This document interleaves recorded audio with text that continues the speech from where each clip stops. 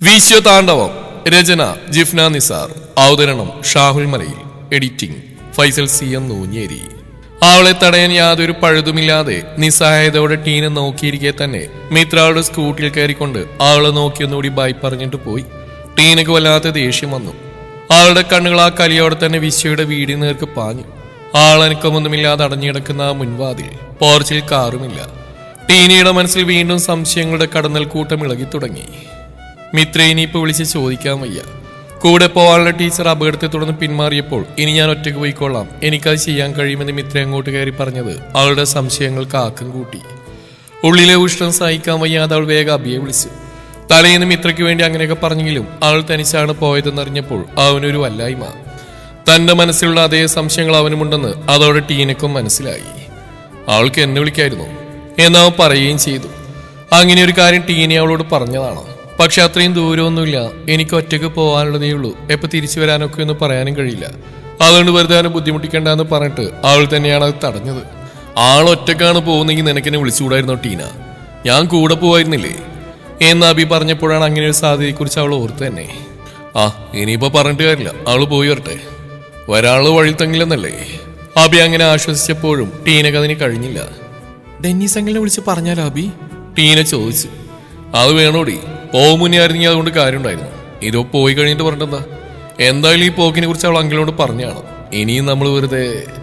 അബി പറഞ്ഞാലും കാര്യമുണ്ടെന്ന് തോന്നി ടീനക്ക്. അതും തനിക്ക് മുന്നേ തോന്നിയില്ല. ആ പോക്ക് മുടക്കാൻ എന്തെല്ലാം കൊനിഷ്ഠ കാര്യങ്ങൾ ആലോചിച്ചു താൻ.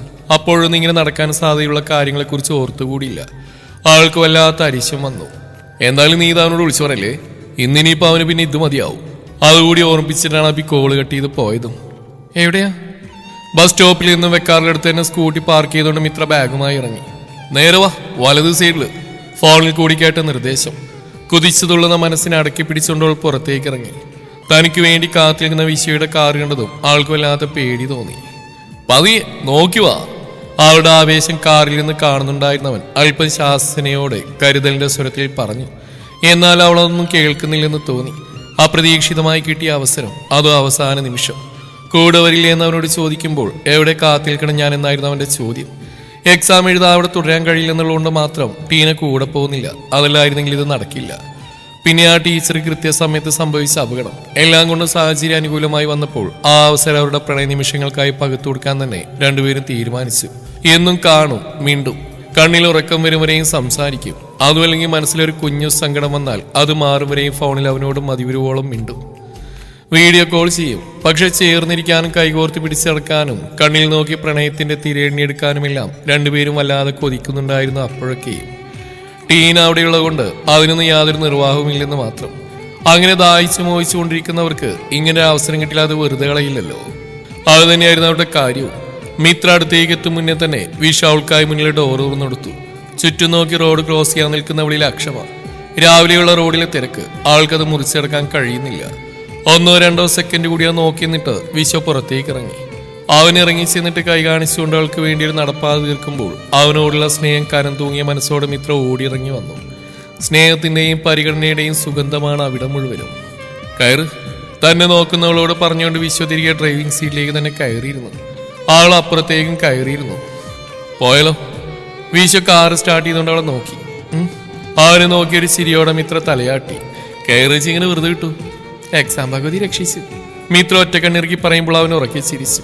ആൾ ആ ചിരിയിലേക്ക് നോക്കിയിരുന്നു. എന്തെങ്കിലും നോക്കുന്നു? ഈ ഡ്രസ് പൊളിയാ, നല്ല ഭംഗി. ആൾ പറയുമ്പോൾ അവനത് ആസ്വദിച്ച് ചിരിച്ചു. ഡ്രസ്സിനല്ല, എനിക്കുമല്ല, നിനക്ക് എന്നോടുള്ള സ്നേഹത്തിനാ, ആ ഇഷ്ടത്തിനാ കൂടുതൽ ഭംഗി. വിശ്വ പറയുമ്പോൾ മിത്ര മുഖം ചുളിച്ചു. എന്താ എന്താ പറഞ്ഞ്? ആൾക്ക് അവൻ പറഞ്ഞ് ക്ലിയർ ആയില്ല. ഭംഗി കണ്ടിട്ട് ഇഷ്ടപ്പെടുന്നവരുണ്ടാവും, പക്ഷേ കൂടുതൽ പേര് ഇഷ്ടമുള്ളതുകൊണ്ട് കൂടുതൽ ഭംഗി തോന്നിക്കുന്നവരാ. ഇപ്പൊ ക്ലിയർ ആയോ? ലേശം. ആൾ വിരൽ പാതി ഉയർത്തി കാണിച്ചു. ഹോ, എനിക്കിത് എന്തിന്റെ കേടായിരുന്നു എന്ന് പറഞ്ഞുകൊണ്ട് വിശ്വ അവന്റെ നെറ്റിയിലൊന്ന് അടിച്ചതും മിത്ര അവനെ കൂർപ്പിച്ച് നോക്കി. അതായത് ഉത്തമ, നിനക്ക് എന്നോട് നിറയെ ഇഷ്ടമുണ്ട്. അപ്പൊ നിനക്ക് എന്റെ ഡ്രസ്സ്, ഡ്രസ്സിങ് സ്റ്റൈല്, എന്റെ ചിരി, നോട്ടം, മുടി, നടപ്പ്, എടുപ്പ് എന്ന് വേണ്ട സകലതിനോടും ആ ഇഷ്ടം തോന്നും. അപ്പൊ നിനക്ക് എന്നോട് തോന്നുന്ന ആ ഇഷ്ടം കൊണ്ട് എനിക്ക് വല്ലാത്ത ഭംഗി പോലും തോന്നും. അത് ഈ സ്നേഹത്തിന് മറ്റൊരു മാജിക്കാ. നമുക്ക് സ്നേഹം തോന്നുന്നതിനോടൊക്കെ നമ്മുടെ കണ്ണിൽ ഒടുക്കത്തെ ഭംഗിയായിരിക്കും. ഇപ്പൊ മനസ്സിലായോ? ആളുടെ കൈ കോർത്ത് പിടിച്ചുകൊണ്ടാണ് അവൻ ചോദിച്ചത്. ഏറെക്കുറെ മനസ്സിലായതുകൊണ്ട് ആൾ അതേന്ന് തലയാട്ടി. ഭാഗ്യം, വിശു ഒരു കള്ളച്ചിരിയോടെ പറഞ്ഞു. പക്ഷേ ഈ ഡ്രസ്സ് എനിക്ക് നന്നായിട്ട് ചേരുന്നുണ്ടാ. ആൾ അവനെ നോക്കി വീണ്ടും പറഞ്ഞു. ഓക്കെ, സമ്മതിച്ചു, താങ്ക്സ്. വല്ലാത്തൊരു സന്തോഷം തോന്നുന്നുണ്ടായിരുന്നു അവൻ ആ നിമിഷമൊക്കെയും. 1 മണിക്കൂർ നേരത്തെ യാത്രയുണ്ട് സെമിനാർ നടക്കുന്ന സെന്ററിലേക്ക്. അവിടെയുള്ള കാര്യങ്ങളും സമയമൊന്നും അറിയാത്തതുകൊണ്ട് തന്നെ അവൻ അത്യാവശ്യം വേഗത്തിലാണ് വണ്ടി ഓടിച്ചതും. യാത്രയിലുടനീളം മിത്ര പറഞ്ഞൊക്കെയും സെമിനാറിനെ കുറിച്ച് തന്നെയാണ്. മുന്നേ അവളത് ചെയ്തപ്പോൾ കിട്ടിയ റിസൾട്ടിനെ കുറിച്ചാണ്, അന്ന് കിട്ടിയ അഭിനന്ദനങ്ങളെ കുറിച്ചാണ്. അവൾ ആഗ്രഹിക്കുന്ന അത്രയും ശ്രദ്ധയോടെ പരിഗണനയോടെ അവളെ കേട്ടിരിക്കുകയാണ് അവനും. അപ്പോഴൊന്നും മിത്രയിലെ കാമുകിയെ അവനൊരിടത്തും കാണാൻ കഴിഞ്ഞില്ല. തനിക്കരികെ തരളിതമായ ഒരു കാമുകിയാണെന്നാലും അവൾ ഒരുപാട് ഉയരങ്ങളിൽ എത്തിപ്പെടേണ്ടവളാണ്. അവൾക്ക് അതിനുള്ള കഴിവും ആത്മവിശ്വാസവും ഉണ്ടെന്ന് അവന് മുന്നിൽ ഒരിക്കൽ കൂടി തെളിയിക്കാൻ പോകുന്നതായിരുന്നു ആ നിമിഷങ്ങളൊക്കെ. ഏതായാലും 10 മണിയോടുകൂടി അവർ ആ ഹാളിൽ എത്തിച്ചേർന്നു. പ്രതീക്ഷിക്കുന്നതിനേക്കാൾ ആളുണ്ടായിരുന്നു. പക്ഷേ മിത്രക്ക് അതിന്റെ ടെൻഷനൊന്നുമില്ല. ഞാൻ വരണോ? ആൾക്കൊപ്പം പോകാൻ തന്നെയായിരുന്നു അവന്റെ തീരുമാനം. എങ്കിലും അവളുടെ ഉള്ളെന്നറിയണല്ലോ എന്ന് കരുതിയാണ് അവനത് ചോദിച്ചത്. പിന്നെ വേണ്ടേ, നിനക്ക് കേൾക്കണ്ടേ ഞാൻ പ്രസന്റ് ചെയ്യുന്നത്? അവനോട് തിരിച്ചു ചോദിച്ചു. പിന്നെ വേണ്ടേ, ഇറങ്ങിയ നീ. അതും പറഞ്ഞുകൊണ്ട് അവൻ ആദ്യം ഇറങ്ങി. പുറകിലേക്കിട്ട ബാഗുമായി മിത്രയും. ഒരുപാട് ആളുകളുണ്ടല്ലോ. മുന്നോട്ട് നടക്കുന്നതിനിടെ വിശ്വ പറഞ്ഞു. എല്ലാവരും കോളേജിനെ പ്രതിനിധീകരിച്ച് വന്നാ വിശ്വ. നിനക്ക് ടെൻഷനില്ലല്ലോ അല്ലേ? ഏയ്, എനിക്കെന്നെ നല്ല വിശ്വാസ. ആളൊരു ചിരിയോടെ ബാഗ് നെഞ്ചിലേക്ക് ഒതുക്കി പിടിച്ചുകൊണ്ട് അവനെ നോക്കി. എനിക്കും. ചിരിയോടെ അതും പറഞ്ഞിട്ട് അവളെയും ചേർത്ത് പിടിച്ചുകൊണ്ടാണ് അവൻ ആ ഹാളിലേക്ക് കയറിയത്. എല്ലാവർക്കും അവിടെ എത്തിയിട്ട് എന്തൊക്കെയോ മറിച്ച് നോക്കി. പിന്നെ എന്തോ പഠിക്കാനുള്ള ശ്രമത്തിലാണ്. പക്ഷേ മിത്ര മാത്രം കൂളാണ്. വിശയോട് ഓരോന്നൊക്കെ പറഞ്ഞുകൊണ്ട് ആളവന്റെ കൂടെ തന്നെ ഇരുന്നു. ഒടുവിൽ 10:30 സെമിനാർ ആരംഭിക്കാനെന്ന് ഔദ്യോഗികമായ അറിയിപ്പ് കിട്ടി. അതോടെ മിത്ര അലേർട്ടായി. ഇപ്പൊ ടെൻഷനുണ്ടോ? വിശു സ്വകാര്യം പോലെ ചോദിച്ചു. ഒട്ടുമില്ല. ആൾ ചിരിയോടെ തന്നെ മറുപടിയും പറഞ്ഞു. പ്രസന്റ് ചെയ്യുന്നവരെല്ലാം അത്യാവശ്യം നല്ലപോലെ തന്നെ ചെയ്യുന്നുണ്ട്. എല്ലാം നല്ല ചിന്തനീയ വിഷയങ്ങൾ. നന്നായി പഠിച്ചിട്ട് തന്നെയാണ് ഓരോരുത്തരും വന്നിരിക്കുന്നതെന്ന് ആ കുറഞ്ഞ സമയത്തിനുള്ളിൽ വിശ്വക്ക് മനസ്സിലായി. അതോടെ അവനൊത്തിരി ടെൻഷൻ തോന്നിയെങ്കിലും മിത്ര ശ്രദ്ധയോടെ എല്ലാം കേട്ടിരിക്കുന്നു. ആൾ അത്രമാത്രം ആഗ്രഹിച്ചു വന്നിട്ട് നിരാശയിൽ തിരിച്ചു പോവേണ്ടി വരുതെന്നായിരുന്നു വിശ്വയുടെ ഉള്ളം മുഴുവനും. അതിനിടയിൽ കോളേജ് പ്രിൻസിപ്പൽ ആളെ വിളിക്കുന്നുണ്ട്. അവരോട് അവൾ നല്ല കാര്യമായി തന്നെ സംസാരിച്ചു. സെമിനാറിൽ പങ്കെടുക്കാൻ പറ്റിയെന്നതിനൊപ്പം തന്നെ വിശ്വക്കൊപ്പം ഒറ്റക്കൊരു യാത്രതരമായി കിട്ടിയ സന്തോഷം ആൾ നന്ദിയായി പ്രകടിപ്പിച്ചു. അധിക നേരം കാത്തിരിക്കേണ്ടി വന്നില്ല മിത്രയുടെ ഊഴമെത്തിച്ചേരാൻ. വിശ്വ നെഞ്ചിരിപ്പോടെ അവളെ നോക്കി. അവനെ ഒന്ന് അതേ ഇരിപ്പിൽ തന്നെ കെട്ടിപ്പിടിച്ചുകൊണ്ട് അവൾ പെട്ടെന്ന് എഴുന്നേറ്റു. ബാഗ് അവന്റെ കയ്യിൽ കൊടുത്തുകൊണ്ട് ഫയലുമായി മിത്ര സ്റ്റേജിൽ കയറി. ചെറുതായി ഒന്ന് സ്വയം പരിചയപ്പെടുത്തി കൊടുക്കുമ്പോഴും നോട്ടം വിശ്വയുടെ നേരെയാണ്. അവൻ കൈവിരൽ ഉയർത്തി കാണിച്ചു. അവൾക്ക് ആത്മവിശ്വാസം കൊടുക്കാൻ ചിരിയോടെയാണ് അവൻ ഇരിക്കുന്നതെങ്കിലും ഹൃദയം വല്ലാതെ മിടിക്കുന്നുണ്ട്. പക്ഷേ മിത്രയുടെ വിഷയത്തിൽ ശ്രദ്ധിച്ചുകൊണ്ട് തനിക്ക് കിട്ടിയ 10 മിനിറ്റ് പരമാവധി പ്രയോജനപ്പെടുത്താനുള്ള ശ്രമത്തിലാണ്. യാതൊരു പതർച്ചയുമില്ല. ചിരിയോടെ വ്യക്തമായി ആർക്കോൾ പറയുന്നതിൽ ഒരു സംശയത്തിന് ഇട കൊടുക്കാത്ത അവളുടെ അവതരണം. എന്തുകൊണ്ടാണ് അവൾക്ക് അത്ര ആത്മവിശ്വാസം ഉണ്ടായതെന്ന് വിശ്വക്ക് ആ നിമിഷം മനസ്സിലായി. അത്രയും മനോഹരമായ അവതരണം. അവിടെ അതുവരെ ആരും പ്രസന്റ് ചെയ്യാത്ത വിഷയത്തിൽ അവളുടെ അറിവ് പങ്കുവെച്ചുകൊണ്ട് നന്ദി പറഞ്ഞുകൊണ്ടിറങ്ങുമ്പോൾ കേട്ട നിലക്കാത്ത കയ്യടികൾ അവൾക്ക് കിട്ടിയ അംഗീകാരമായിരുന്നു. എങ്ങനെയുണ്ടായിരുന്നു? സ്റ്റേജിൽ നിന്നിറങ്ങി വന്നവൾ അരികിൽ വന്നിരുന്നുകൊണ്ട് ചോദിക്കുമ്പോൾ അവനൊരു ചിരിയാണ്. കൊള്ളില്ലേ? മിത്ര മുഖം ചുളിച്ചു. എനിക്ക് നിന്നെ കെട്ടിപ്പിടിച്ച് ഉമ്മവെച്ച് എന്റെ സന്തോഷം പ്രകടിപ്പിക്കാൻ തോന്നുക പെണ്ണേ. ആൾക്ക് മാത്രം കേൾക്കാൻ കഴിയുന്ന സ്വരത്തിൽ അവനത് പറയുമ്പോൾ ആ സ്റ്റേജിൽ നിന്നിട്ട് മിടുക്കോടെ തനിക്ക് കിട്ടിയ സമയം പരമാവധി പ്രയോജനപ്പെടുത്തിക്കൊണ്ട് കത്തിക്കയറുന്നവളുടെ ഭാവമല്ല അവൾക്ക്. ആളപ്പോഴവന്റെ കാമുകി മാത്രമായിരുന്നു. അവന്റെ വാക്കുകൾ നൽകിയ നാണച്ചുവപ്പിൽ ആ തോളിൽ തന്നെ മുഖം ഒളിപ്പിച്ചു പിടിച്ച അവന്റെ കാമുകി മാത്രം. ഉച്ചയോടടുത്തെല്ലാം അവസാനിച്ചു. വൈകുന്നേരം 5-നാണ് ഇനി റിസൾട്ട് അറിയുന്നത്. പോകുന്നവർക്ക് തിരിച്ചു പോവാം. റിസൾട്ട് എന്തായാലും കോളേജിലേക്ക് അറിയിക്കും. ചെയ്തവർക്കിൽ കോൺഫിഡന്റ് ഇല്ലാതെ പലരും പിരിഞ്ഞു പോയെങ്കിലും മിത്ര പോകുന്നില്ലെന്ന് തീരുമാനിച്ചു. അവളുടെ അതേ തീരുമാനം തന്നെയാണ് അവനും. ഭക്ഷണം കഴിഞ്ഞ് നമുക്ക് ബീച്ചിൽ പോകലാം മിത്ര. ഇനിയിപ്പോ ഇതുപോലൊരു അവസരം എപ്പോഴാ? തിരികെ കാറിലേക്ക് കയറുമ്പോൾ വിശ്വ ചോദിച്ചു. പോവാം. അവള് സമ്മതിച്ചു. ആദ്യം അവർ നല്ലൊരു ഹോട്ടലിൽ കയറി ഫുഡ് കഴിക്കാൻ. രാവിലെ പോകുന്നതുകൊണ്ട് നന്നായിട്ട് വിശപ്പുണ്ട്. ഇടയ്ക്കൊന്നും കഴിച്ചിട്ടില്ല. എനിക്ക് ബിരിയാണി വേണം വിശ്വ. അങ്ങോട്ട് കയറിയതേ മിത്ര പറഞ്ഞു. ചിരിയോടെ അവൻ അത് തന്നെ ഓർഡർ കൊടുത്തു. ആ സെമിനാർ ഹാളിൽ നിന്നും അധികം ദൂരമില്ലാത്തതുകൊണ്ട് തന്നെ അവിടെ ഉണ്ടായിരുന്ന ഒട്ടുമിക്ക പേരും ഭക്ഷണം കഴിക്കാനും ഉണ്ടായിരുന്നു. സാമാന്യം നല്ല തിരക്കുണ്ട്. അതുകൊണ്ട് തന്നെ കൂടുതലൊന്നും പറയാൻ നിൽക്കാതെ അവർ വേഗം കഴിച്ചിറങ്ങി. നട്ടുച്ചയ്ക്ക് ബീച്ചിൽ പോയ ആരെങ്കിലും നമുക്ക് ഭ്രാന്താന്ന് പറയൂടി. തിരികെ കാറിലേക്ക് കയറുമ്പോൾ വിശ്വ ചോദിച്ചു. പറയുന്നവരോട് നമ്മൾ അതിന് സമ്മതിച്ചു കൊടുക്കും വിശ്വ. പ്രണയത്തോളം ഭ്രാന്തി പിടിച്ചൊരു സംഭവം ലോകത്ത് വേറെ ഉണ്ടോ? അവൾക്കൊരു കള്ളത്തരം. ആട്ടുണ്ട്. അവനും അതേ കള്ളത്തരത്തോടെ തന്നെ തലയാട്ടി ചിരിച്ചു. അങ്ങോട്ടുള്ള യാത്രയിലെല്ലാം ഇത്ര അതീവ സന്തോഷത്തിലാണ്. ചെയ്യാൻ വന്നത് പെർഫെക്റ്റ് ആയിട്ട് ചെയ്തു എന്നുള്ള വിശ്വാസം, പിന്നെ വിശ്വ കൂടെയുള്ളത്. ഇത് രണ്ടോടെ ഉള്ളിൽ അങ്ങനെ സന്തോഷമായി തുടിച്ചുകൊണ്ടേയിരുന്നു. എന്നാൽ ആ യാത്ര തന്റെ ജീവിതം തന്നെ മാറ്റിമറിക്കുമെന്ന് അവളപ്പോൾ അറിഞ്ഞതേയില്ലായിരുന്നു. തുടക്കത്തിൽ അവന്റെ അരികിലിരുന്ന് അവൻ മേടിച്ചു കൊടുത്ത കടലയും കുറച്ചുകൊണ്ടിരുന്നവൾ പതിയെ എഴുന്നേറ്റു. നീ വന്നേ, നമുക്ക് കുറച്ചേരം വെള്ളത്തിൽ കളിക്കാം. അവിടെയെങ്കിലും ആരിൽ നിന്ന് കണ്ടതും മിത്ര അവനെ കൂടി കൂട്ടുവിളിച്ചു. വേണ്ടടി, നനഞ്ഞൂതിർന്നാ പിന്നെ പണിയാവും. നമുക്കിങ്ങനെ നോക്കി തിരേണ്ടിയിരിക്കാം. ഇനിയിപ്പോ അധിക നേരമൊന്നും ഇല്ലല്ലോ 5 മണിക്ക്. വിശ്വ താല്പര്യമില്ലാത്ത പോലെ പറഞ്ഞിട്ടും മിത്രയ്ക്ക് വെള്ളത്തിലിറങ്ങിയേ തീരൂ. ആൾക്ക് അതിനപ്പോൾ വല്ലാത്ത കൊതി തോന്നി. എങ്കിൽ പിന്നെ പോയി നനഞ്ഞ് ചീഞ്ഞുവാ എന്ന് പറഞ്ഞ് വിശ്വ അവളെ നോക്കി. ഷൂരി മാറ്റി ഇട്ടിരുന്ന ജീൻസ് മുട്ടപ്പം വലിച്ചേറ്റി വെല്ലുവിളി പോലെ മിത്ര വെള്ളത്തിലേക്ക് നടന്നു. ദൂരെങ്ങും പോവരുത് കേട്ടോ, വിശ്വ അവളെ നോക്കി വിളിച്ചു പറഞ്ഞു. ഞാൻ കൊച്ചുകുട്ടിയാണോടാ? മിത്ര തിരിച്ചു ചോദിച്ചു. അല്ലേ? അവനപ്പോൾ ശരിയാണ്. ആളതിന് മറുപടിയൊന്നും പറഞ്ഞുമില്ല. തിരകൾ, കടലിന്റെ സ്നേഹത്തിരകൾ അതങ്ങനെ അടിച്ചു കയറി വരുന്നുണ്ട് നിലക്കാതെ. തീരത്തിനോട് നിറയെ സ്നേഹമുള്ള പോലെ എത്രയൊക്കെ തട്ടിമാറ്റിയിട്ടും തഴുകി തലോടിപ്പോകുന്ന സ്നേഹം നിറഞ്ഞ തിരകൾ കാലിനടിയിൽ കിളിയാക്കിക്കൊണ്ട് ആ തിരകൾ മിത്രയെയും സ്നേഹിക്കാൻ പഠിപ്പിച്ചു. അപ്പോഴൊക്കെയും അവൾ തിരിഞ്ഞ് വിശ്വയെ നോക്കും. അവളെ നോക്കി, അവളെ മാത്രം നോക്കി അവൻ ആ കരയിലുണ്ട്. അവളെന്ന തിരയുടെ സ്നേഹം നുകർന്നുകൊണ്ട്.